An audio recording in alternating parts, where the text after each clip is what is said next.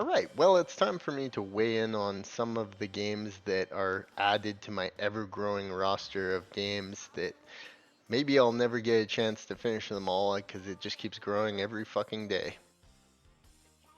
And someone who is a fan of Pokemon, who was at once a young whippersnapper, little child running around with his little Game Boy, playing one of the most incredible games I had ever played at the time, the original Pokemon.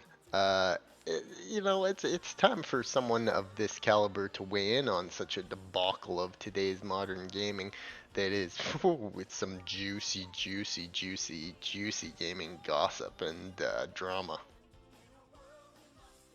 Now, interestingly enough, right before this game came out, the old Christmas time, I had actually wanted a Pokemon game, and I had gotten Pokemon Sword and Shield, or Pokemon Sword, I guess it is, and I thoroughly freaking liked it. I enjoyed the fresh, clean graphics. I know it wasn't the newest Pokemon game, but I wanted a Pokemon game, and Pokemon Sword, from what I've played so far, is a fucking pretty fun game. And the Pokemon look great. They're nice and crisp. The battles flow nicely. The open world, isn't as fleshed out as I'd hoped or dreamed, but there's lots of great details at heart. Now, from what I've seen, Palworld looks like a very fantastic fucking game. I've seen little bits and quibbits here. I'll preface by saying I haven't played the game, but like I said, it's adding to my ever-growing roster of fucking games. It's like a gigantic chimney that keeps growing every fucking day. But the greatest thing about this is all the controversy and the fucking like people are all like up in arms about it, and it's the Pokemoners versus the Pal Worlders, and it's just fucking hilarious. So I'd love to weigh my opinions on it.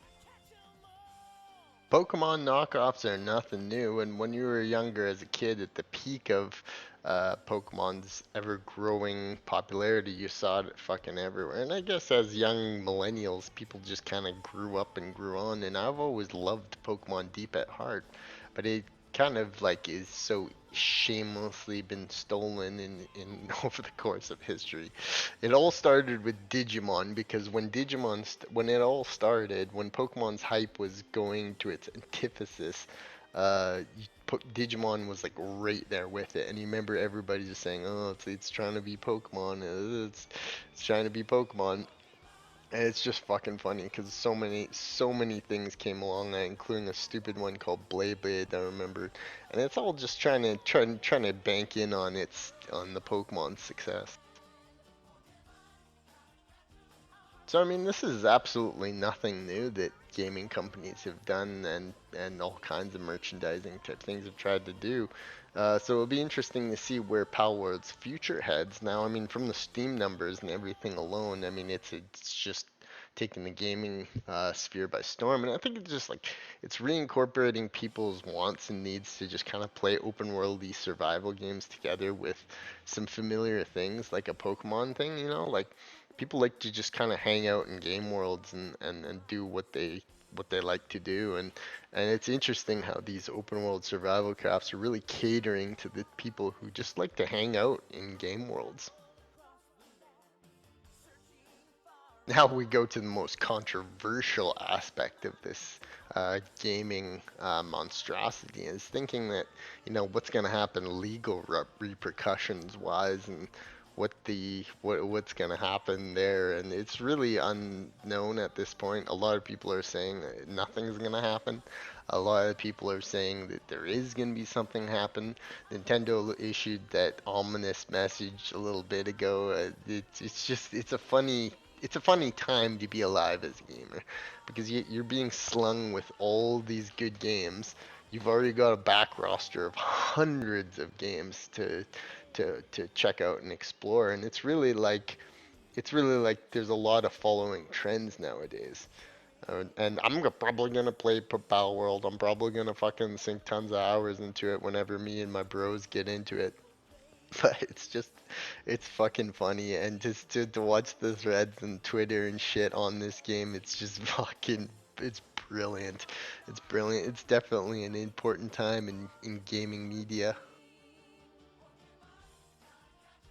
And here's what my honest opinion are on it. I'm in the neutral side. I'm all for pro gaming, and I don't really care who makes it or where it comes from. If it's good to me. And I'm not one to fanboy too much other things. Despite being an absolute love of just the way the Pokemon world has evolved and become, and it really encapsulates our natural urges to just kind of like love cute little creatures and nature and the beautiful designs that nature kind of comes up with, and these cutesy Japanese things, whatever they are just fun to be around, and it's enjoyable. You know, when those original games came out way back in the day, and I was lucky enough to be a kid in prime gaming time to experience them, but they were a huge fucking thing. I just remember consistently every single day just going back to my Game Boy, trying to figure out what the next Pokemon I could see. You know, getting immersed in the show, getting immersed in the culture. Um, this awesome cutesy animal Japanese culture, and it's still as prevalent today, although it's evolved to such an extreme amount, like we've seen with Palworld. You know, it's just like as if our world couldn't get any fucking stupider. All of a sudden, out of nowhere, a Pokemon comes out in the beginning of 2024. Pokemon total ripoff. I mean, you call it a ripoff, but it's an inspiration, and it's a game that is just so opportunistic, and it just took the gaming sphere by storm, and it's just blatancy.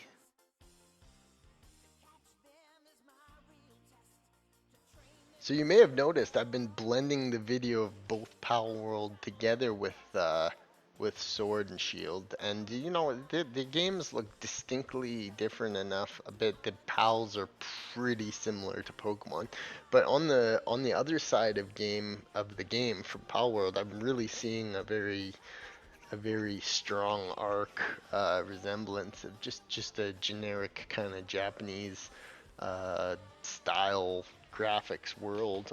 So it's hard to say what kind of lawsuits or anything will really attain out of this. And another interesting thing is with such incredible numbers from Pal World, it'll be interesting to see what kind of base it holds on to and what it evolves into ultimately, if in anything at all. And then there's also the utter bombshell moment, especially if it happens recently. You know, if it happens a month down the road, I don't think it'll have as big of an impact. But if it happened tomorrow, it would be insane. Nintendo just shuts the game down. Holy shit, we've got a fucking full-on civil war on our hands here between the Powlers and the Pokemoners, and it's like the leftist Pokemon players and the right wing Powlers fucking going to war over this shit. You know what? The fucking world's so wacky, you never know what the fuck would happen. But I mean, it's an interesting thing to see. I'm interested to see if how many people uh, don't care like me about either or. I just like fun games, or if you have some preference for pals over Pokemon, or if you think that Pokemon is dead and Pal is the new Pokemon, which is fucking stupid, I think, to do. It's just an interesting gaming topic, and it's very fun to dig into the details and figure all this shit out. So there you have it. Pal world onwards. Now we exist in a world where there's two divisions: the pro pallers and the fucking leftist Pokemon weebs. Nah, I'm a fucking serious Pokemon fan. Yeah, I fucking love that. I love the Japanese culture, and I just love it all. Only good things can come from this in gaming. Competition is gonna fucking drive many to think of it, but it could end in disaster. Don't rule out the possibilities that this your hopes and dreams could get shot down from this, because Pokemon's still on top as terms of power.